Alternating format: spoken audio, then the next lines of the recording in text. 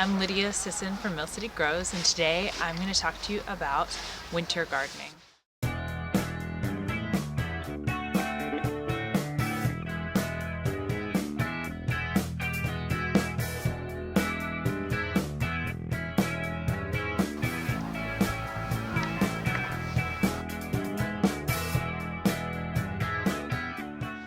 So many people think that once it gets cold and starts to freeze, we're done for the year. But we're sitting in our garden and we still have quite a few things growing, and we're actually going to be planting some things today and teaching you a little bit about how you can continue to grow throughout the fall and into the winter. Here we have a type of romaine lettuce that's going to do really, really well in the cold. We'll also do, again, the arugulas and the brassicas. That's the broccoli family. They do really well when you're doing those quick greens. The most important thing about winter growing is protecting your crops. So this lettuce wouldn't look like this if I had just left it out. We'll show you how to build a little cold frame over a raised bed and also have a mini greenhouse. Okay, so we're building a simple cold frame today on a raised bed. So you'll already have had your raised bed here. And what we're going to do is make sure that we can cover our crops for the winter.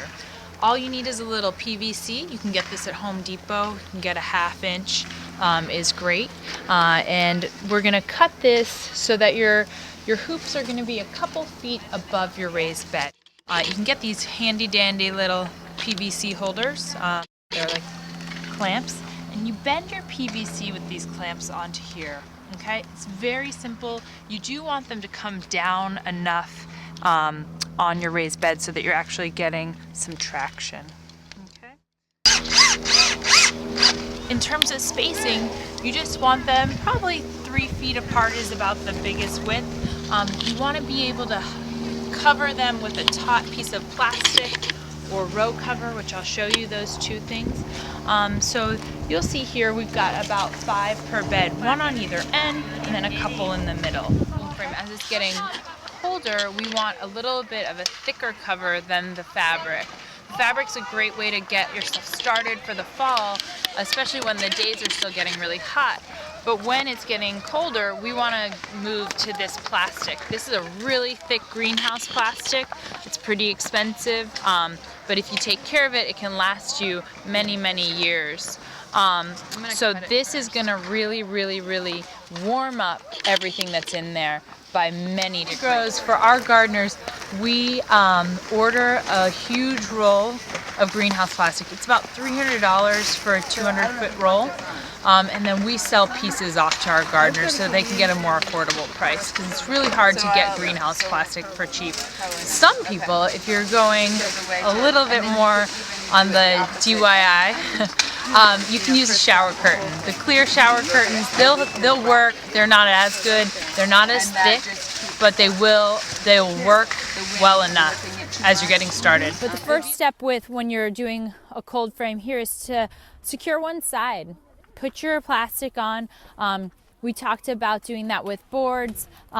Here in this garden bed, we've taken boards and screwed them into the plastic so that they're holding a really, really firm seal here. Okay, so air's not seeping in. So you're going to screw on boards here along one side where you can't even move this side or take this side of plastic off until you're ready to totally take down the cold frame. The end sides of the bed are the trickiest. You can do 2 options. You can make them so that you can just have temporary holds like rocks, and as long as it's on the ground there won't be wind coming up through it, or you can continue on the same system on this side to mount the plastic onto both ends. It's good to clip them down a little bit so that you can have a little bit more you want less slack on the plastic so that it's not as easy for wind to go in. Good idea. Okay?